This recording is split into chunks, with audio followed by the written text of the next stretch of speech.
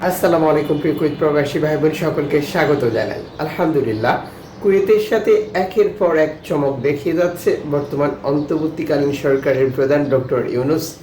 সর্বশেষ যেটা জানা গেছে, গতকাল আরও একটি বৈঠক অনুষ্ঠিত হয়েছিল কুয়েতের সাথে বাংলাদেশের দ্বিপাক্ষিক আলোচনা। কি হয়েছিল সেই বৈঠকে তার বিস্তারিত জানাবো। তার আগে সবাইকে বলবো এই গুরুত্বপূর্ণ তথ্যটি শেয়ার করে দিন।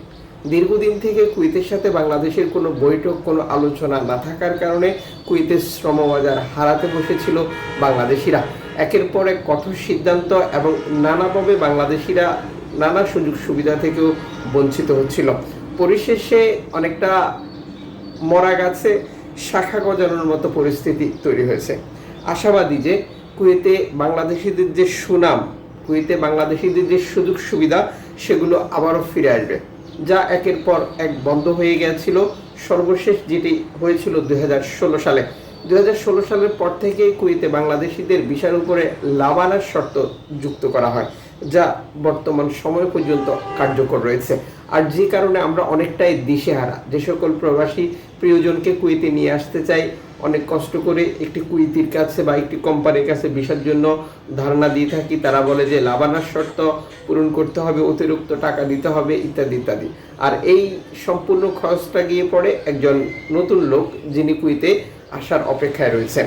মাঝখানে বহু ব্যক্তি, বহু লোকজনকে অনেকগুলো টাকা দিয়ে একজন প্রবাসী যিনি কুয়েতে আসেন তার খরচ হয়ে যায় তার মধ্যেই 5 লক্ষ থেকে 12 লক্ষ টাকা পর্যন্ত। ব্যক্তি বিশেষে এই অঙ্কটা ভিন্ন ভিন্ন হতে পারে। রোববার 9 মার্চ ঢাকায় নবনিযুক্ত কুয়েতের রাষ্ট্রদূত আলী তুনিয়ান আব্দুল ওয়াহাব বা হামদা রাষ্ট্রীয় অতিথি ভবন যমুনায় প্রধান উপদেষ্টার সঙ্গে সৌজন্য সাক্ষাৎ করতে গেলে বাংলাদেশের বর্তমান যে অন্তর্বর্তীকাল সরকারের প্রধান ডক্টর ইউনূস তাকে স্বাগত জানান। এ সময় কুয়েতি রাষ্ট্রদূতকে অধ্যাপক ইউনূস বলেন, বিনিয়োগ সম্মেলনে কুয়েত থেকে বিনিয়োগকারীদের নিয়ে আসুন, এটি উভয় দেশের জন্য একটি বড় সুযোগ হবে। সাক্ষাৎকালে তারা বিনিয়োগ, জ্বালানি, খাদ্য, নিরাপত্তা, অভিবাসী কল্যাণের উপর গুরুত্ব আরোপ করেছেন বলে নিশ্চিত করা হয়েছে। কূটনীতিক, বাণিজ্য, অর্থনীতির সম্পর্ক আরও জোরদার করার প্রতিশ্রুতি পূর্ণ ব্যক্ত করেন দুইজনে। রাষ্ট্রদূতকে স্বাগত জানিয়ে প্রধান উপদেষ্টা বাংলাদেশ ও কুয়েতের দীর্ঘদিনের বন্ধুত্বপূর্ণ সম্পর্কের কথা পূর্ণ ব্যক্ত করেন এবং গুরুত্বপূর্ণ খাতগুলোতে আরও সহযোগিতার আহ্বান জানান। অধ্যাপক ইউনূস বলেন, কুয়েত ও বাংলাদেশ দীর্ঘদিনের বন্ধু, এখানে বিনিয়োগের অনেক সুযোগ রয়েছে। বিশেষ করে হালাল খাদ্য শিল্প একটি সম্ভাবনা খাত। হালাল খাদ্যের বৈশ্বিক বাজার এখন অনেক বড়। আমি আপনাকে এই উদ্যোগে তরুণের অন্তর্ভুক্তি করার জন্য উৎসাহিত করছি। রাষ্ট্রদূত হামদা কুয়েতের প্রধানমন্ত্রী শেখ আহমেদ আবদুল্লাহ আল আহমেদ আল সাবা এবং কুয়েতের জনগণের পক্ষ থেকে বাংলাদেশের অন্তর্বর্তীকালীন সরকারের প্রতি পূর্ণ সমর্থন জানান। তিনি বলেন, আমরা একসঙ্গে কাজ করার জন্য অধীর আগ্রহে অপেক্ষা করছি। উভয় পক্ষে বাংলাদেশের অপরিশোধিত তেলের আমদানি বাড়ানো নিয়ে আলোচনা করেন, যা দেশের ক্রমবর্ধমান জ্বালানি চাহিদা পূরণ করতে সহায়তা করবে বলেও মতামত ব্যক্ত করা হয়। প্রধান উপদেষ্টা বাংলাদেশ একটি যোগ্য উদ্যোগে অপরিশোধিত তেল শোধনাগারের স্থাপনের জন্য কুয়েতকে বিনিয়োগের আহ্বান জানান এবং উপসাগরীয় তেল সমৃদ্ধ দেশটিকে নবায়নযোগ্য জ্বালানি প্রকল্পে সহযোগিতার সুযোগ অনুসন্ধানেরও পরামর্শ দেন।